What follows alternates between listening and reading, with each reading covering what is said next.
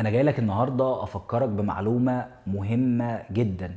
لو كان عندك بيزنس، لو كنت لسه بتدرس، لو كنت عايز تطور من علاقاتك، لو كنت عايز تعمل نجاح كبير، المعلومه دي فعلا يعني ممكن ما اقدرش اقول تقدر بفلوس شكلها عامل ازاي، لانها قاعده حياتيه. لو انت اتبعتها هتفرق معاك في تفكيرك 180 درجة. ما ينفع الناس فيمكثوا في الأرض. وانت بتتعامل مع كل حد موجود في حياتك، سواء الحد ده عميل، سواء الحد ده زميل، سواء الحد ده شريك حياتي، سواء أي حد في دايرة العلاقات اللي احنا بنتعامل معاها، حاول دايما تخلي هدفك النفع.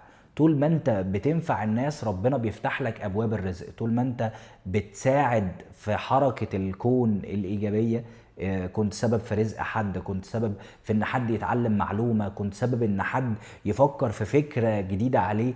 فكرة ان الحاجة اللي هتنفع الناس ربنا بينفع بيها الناس وبيساعدها اكتر في الانتشار. فهتلاقي ان اكتر المشاريع اللي بتنجح هي اللي بتقدم نفع كبير.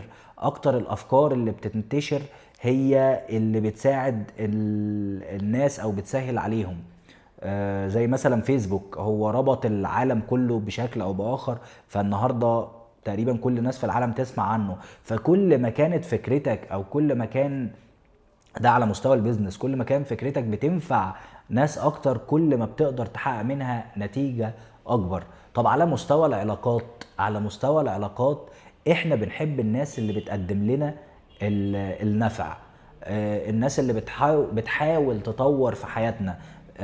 فليه لا ما نبقاش احنا الناس دي في حياة الناس اللي حوالينا؟ يعني ليه لأ ما تبقاش انت الشخص اللي بيساعد الناس، اللي بيطور في حياة الناس؟ وطبعا علشان تقدر تساعد الناس، اول حد محتاج تساعده هو انت.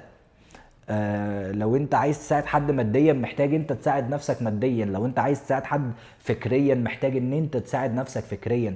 فهتلاقي ان النفع سلسلة مترابطة. لو دخلت في الدايرة دي هتكسب مكاسب كبيرة جدا. فانا جاي اقول لك وافكرك ان الحاجة اللي بتنفع الناس ربنا بيدعمها وبيساعدها وبيطور فيها علشان يستمر النفع.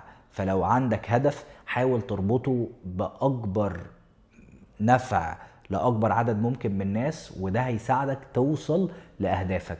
ولو عايز تشوفني تاني ما تنساش تعمل فولو علشان نكمل سلسلة الفيديوهات اللي بعنوان بصيرة، علشان تساعدك وتساعدني ان احنا نفكر بعض بالأفعال اللي ممكن نعملها فتساعدنا نوصل لأهدافنا.